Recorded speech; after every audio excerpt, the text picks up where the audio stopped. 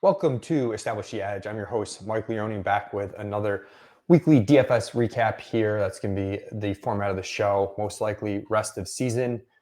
For those unfamiliar, you're going to start kind of going over the teams I made, why I made them, kind of if I got the ownerships I wanted or not, sort of how things went. And then also look at the post-lock sims over at Solver, which is a way to look at based on the ETR fantasy point simulations, simulating each game 25,000 times, how often do teams actually win and what the expected ROI against the actual fields is for those teams. And then kind of looking at all the lineups I saved throughout the week. And if, there were ones that I saved that I didn't play that actually looked better post lock versus the actual fields with the actual ownerships than the ones that I did play.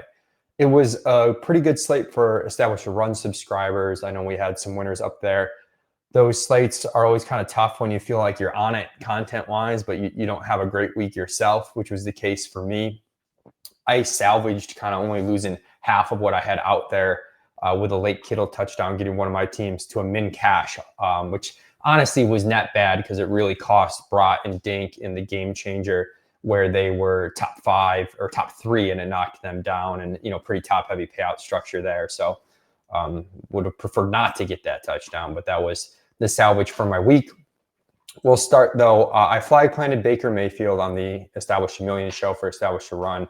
Was my favorite stack, and this was a week that I really wanted to build some onslaught teams. And when I say onslaught teams, that means quarterback with 3 teammates, not just your typical double stack. 3 teammates, could even be running back in there.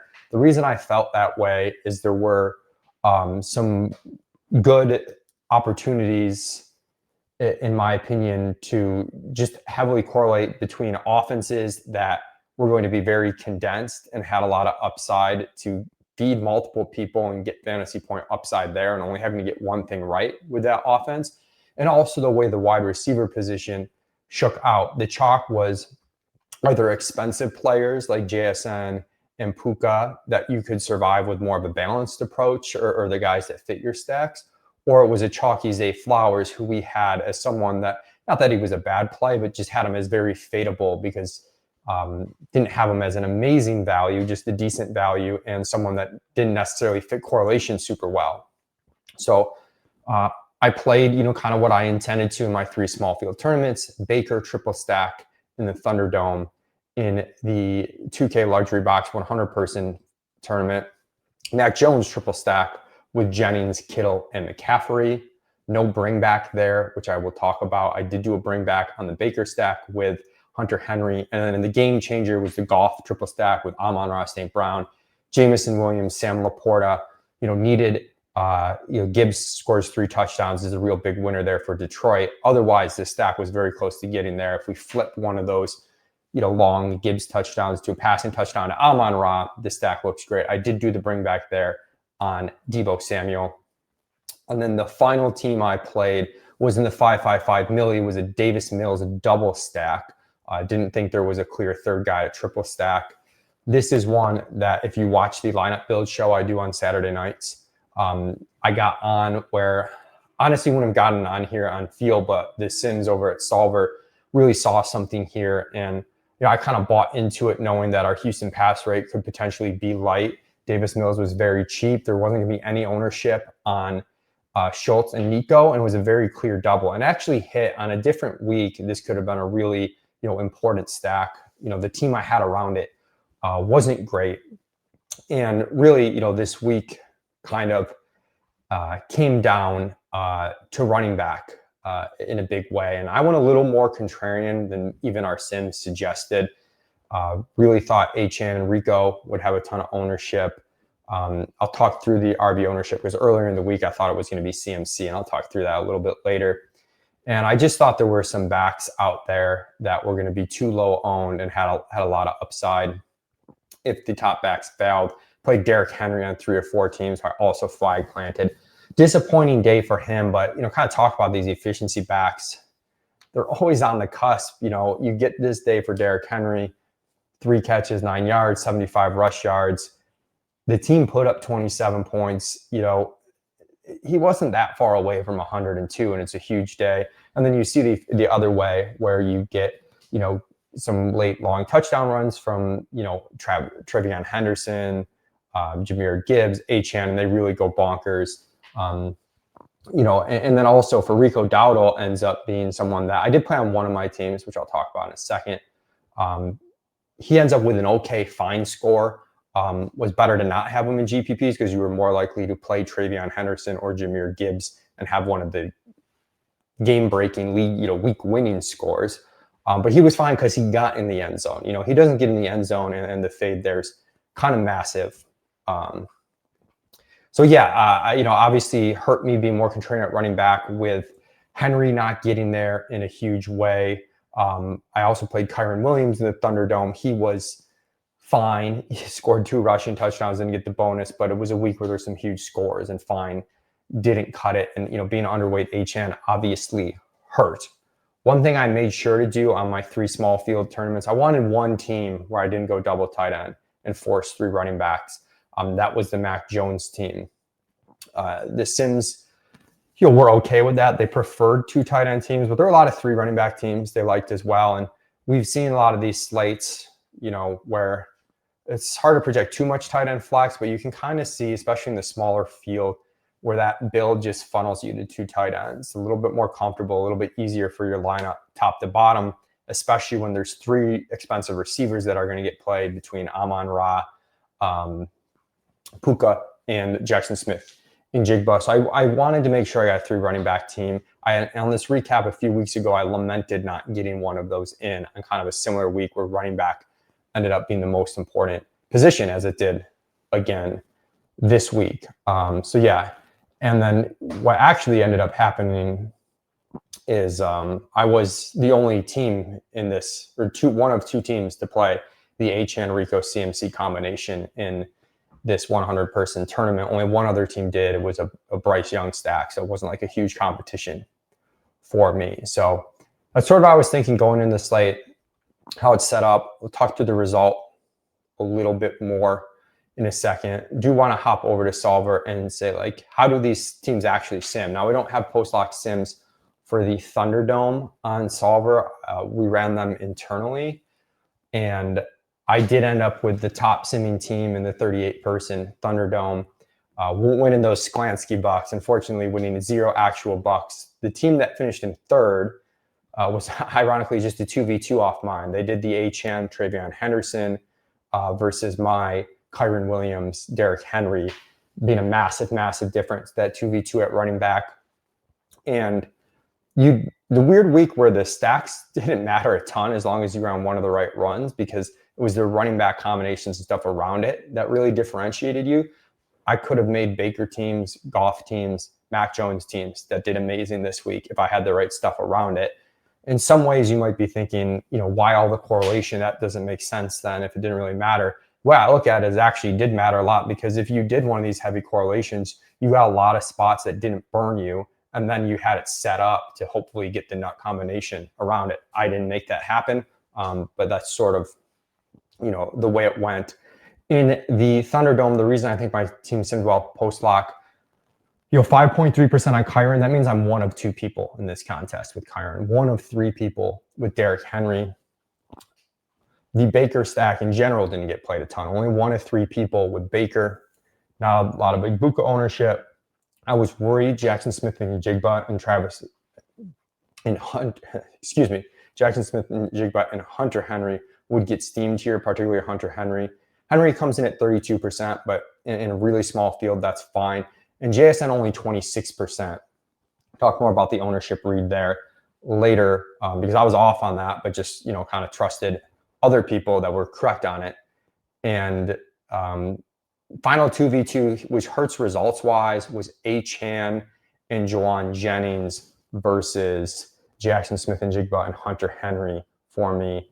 And I probably would have cashed with the Achane Jennings side. But the Achane Jennings side came with a lot more ownership. Jennings 50%, Achane 55%, as opposed to me getting JSN at 26%, Henry at 32%. But I still could have gone that way because I had enough leverage elsewhere with Derrick Henry and Kyren Williams. So that was my final 2v2. And maybe one that I wish I just played a little bit more Achane because the ceiling was so massive. Even at high ownership, he simmed well in post-lock stuff. As far as the other teams I had, if we look at the luxury box, a couple things I want to point out here. I did have the top simming team in the luxury box. Now, always want to point out that I'm playing the ETR projections and then looking at the post-lock sims with the ETR sims. My teams are going to look good because they're my, the inputs from my company that I'm playing. If you think Mac Jones was a horrible play and, if you had projected him 4 points lower, this team would not sim well post-lock. If you think our Deebo Samuel projection was way too high, this team would not sim well post-lock. So I like to point that out that, there's a bias here in terms of these post-lock sim results, but it's still useful for me to see, based on the actuals, how things did. So it did have the highest ROI. This is a team I ended up min cashing, finishing in 10th. And again, it was the Mac Jones triple to Jennings, Kittle, CMC. I played the chalk running backs here. It was kind of like my hedgier lineup. I did play Achane and Rico. And then, topped it off with the Deebo Samuel, Jameson Williams mini correlation. Got the ownerships I wanted there. And then the Bucks defense that I played on all my non-Baker teams, just kind of hoping that game was either a shootout or kind of a boring game that Tampa Bay played from ahead and Drake May takes a lot of sacks passing. Kind of ended up being a little bit in between, and the Bucks D really hurt because the chalk Jaguars D got there in a big way, despite really not playing that well, but they get the return touchdown from Parker Washington. A couple things I want to point out with this team in the contest. Now you might be wondering, okay, you played way too much chalk at running back, but if we filter on two teams that played Rico, Achane, CMC, they're actually only 2 out of 100, and that's part of the reason this team simmed well. CMC in particular, comes in at only 20% ownership. So that's one reason that it simmed well. We got a lot of 2 tight end teams. And then if I specifically look at only Mac Jones teams, every single Mac Jones team is a 2 tight end team, except for my team. And furthermore, every single Mac Jones team has the Puka Nacua bring back, except for my team. Now, all things equal, you generally do want a bring back. But Drew talked about an established humility. We were trying to think through last week. The sims kind of like Caleb stacks with Puka over CMC, or with some differentiation there. The sims know the field lineup's more likely to do the bring back. And there's a tipping point where the field might be doing it too much more than they should, especially I think in a circumstance more like this week versus last week was kind of a 1v1 with another expensive wide receiver. My team here just gets into a different type of build without Puka. I get that Deebo Jameson mini stack, and I'm able to get 3 running backs into my lineup. So yes, it's good to have bring backs and to do full game stacks. But I do think this is a good example where my Mac Jones team is competing against less other Mac Jones teams because they're all constructed in a super similar manner. Yeah, so I thought that was something that was interesting to point out. As far as the game changer sims post-lock, the other contest that I'm in, a lot of teams from the ETR did well. TJ, who a lot of times has teams that sim well post-lock,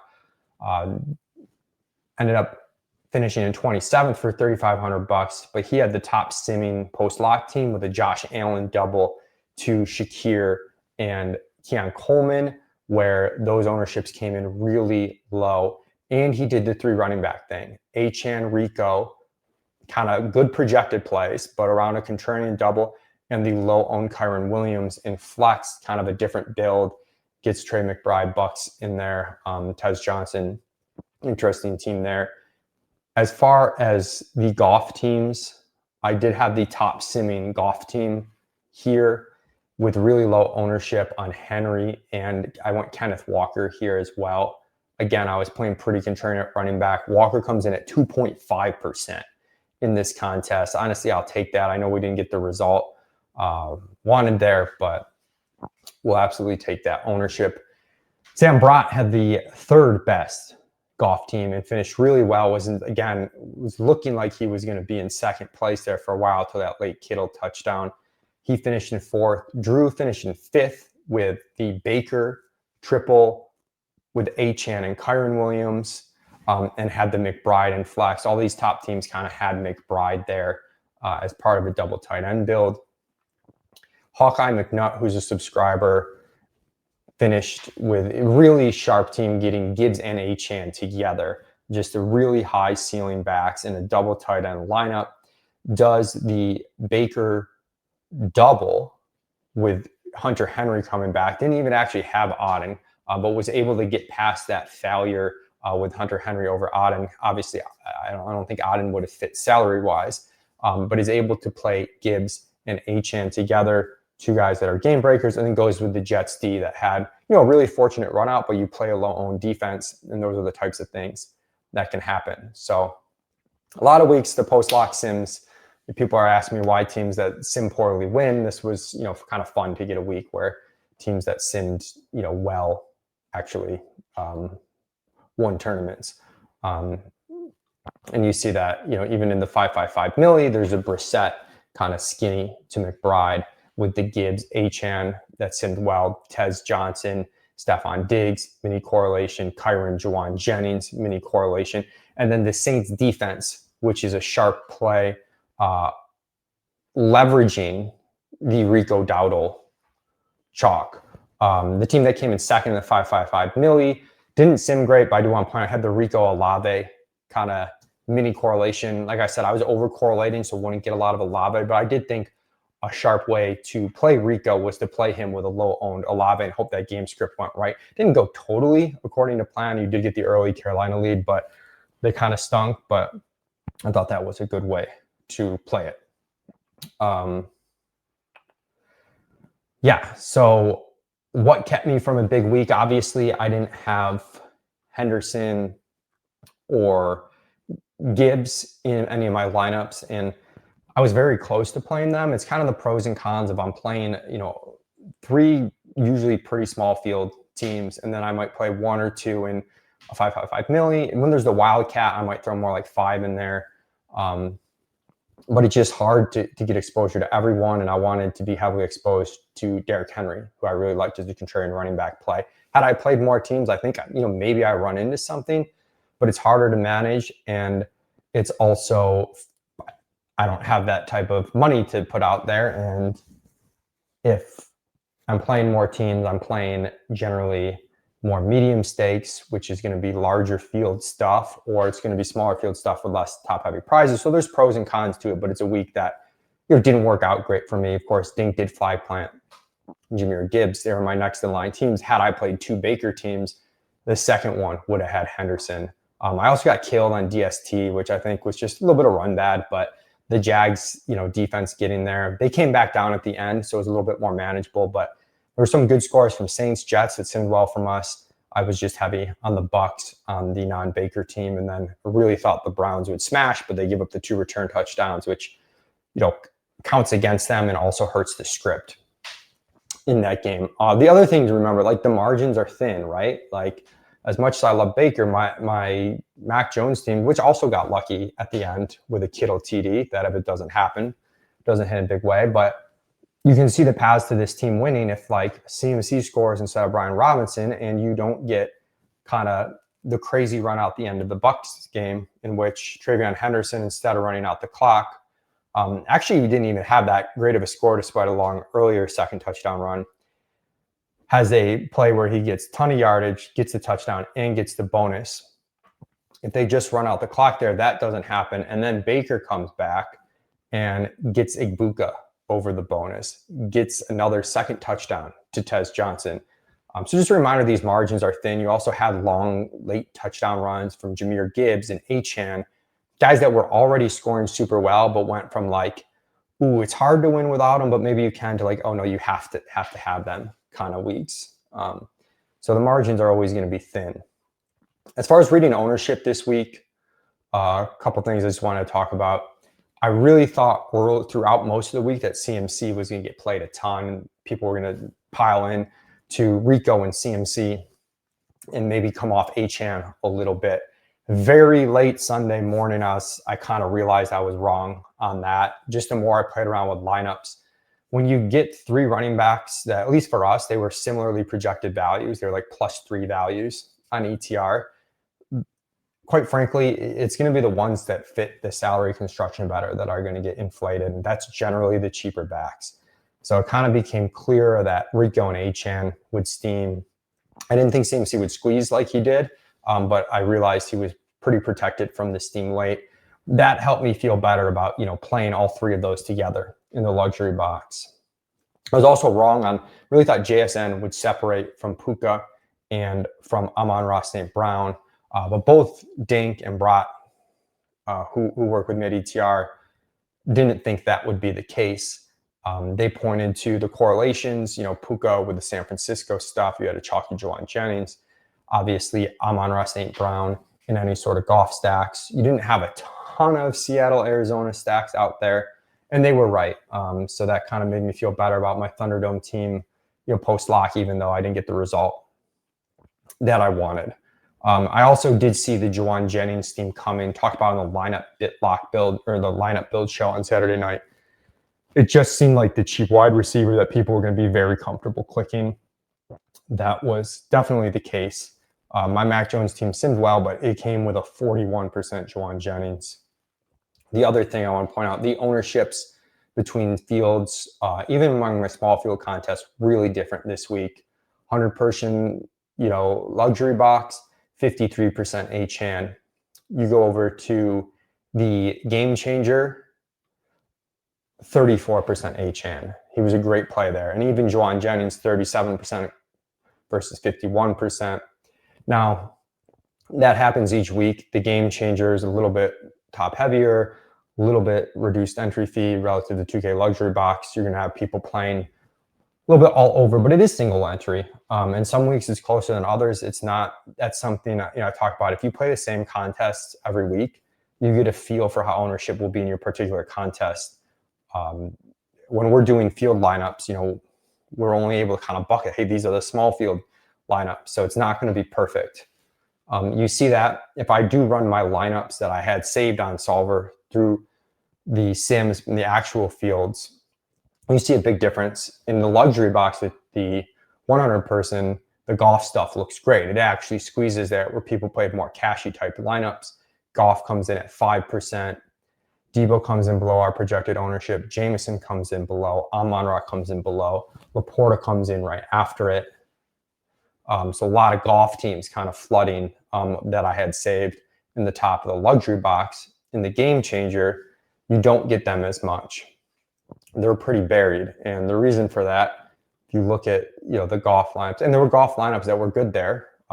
Brat finished 4th in that contest. I had a good simming golf lineup, but golf comes in ahead of the ownership projection. I'm on right in it. Jameson ahead by a decent bit. Laporta ahead. Debo's the only one that squeezed a little bit as the bring back there. So those ownerships between, even a 280 person versus a 100 person can be very different and affect what looks good. The Josh Allen, Mills, Mariota stuff all kind of simmed well post-lock in the game changer. I don't think I was ever going to get there. The QBs that I liked, Baker, Goff, and Mack, all simmed close enough that I'm fine kind of yielding that, just playing what I'm more comfortable with. But you did see where this could happen if you got the squeeze and Allen comes in below. And I had talked about this kind of late in the week where the Bill stacks were growing. I mean, if you get Keon at 1%, that's going to sim well post-lock. You do get Keon 1%. The script was actually set up for that to do well too, and it played very well with the Achane bring back. Another reason it simmed well better in the game changer is because Achane was only 34%, and you had it in a correlated fashion with the Allen stuff. But yeah, I probably wasn't ever gonna quite get there this week. I don't have too much else to add.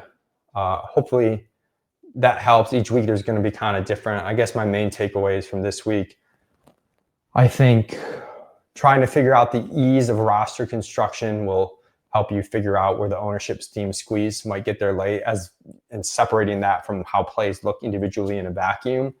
And I do think the no bring back on the Mac Jones team is interesting, and just knowing that, especially in smaller field tournaments, people might overplay the bring back. It doesn't mean not to make it. I did bring backs on 2 of my 3 teams, but just especially when it's like an expensive one like Puka, where there's plenty of ways for that game to go off without him having a game-breaking score. If you flip the build, that's something to consider moving forward. And then, of course, the high ceiling guys are always going to project better at ownership, like Achan, Sind, Wild Post Lock, even in some big ownership, because the really high ceiling and big play potential. Now, that can be kind of subjective as to who has the requisite ceiling there. But, you do see that in the Sims where there were still some Rico teams they were fine with, but definitely like Achan at ownership better on the whole than Rico at ownership. All right, that'll do it for this edition of Establish the Edge. As always, appreciate everybody tuning in and hope these recaps are helpful for you.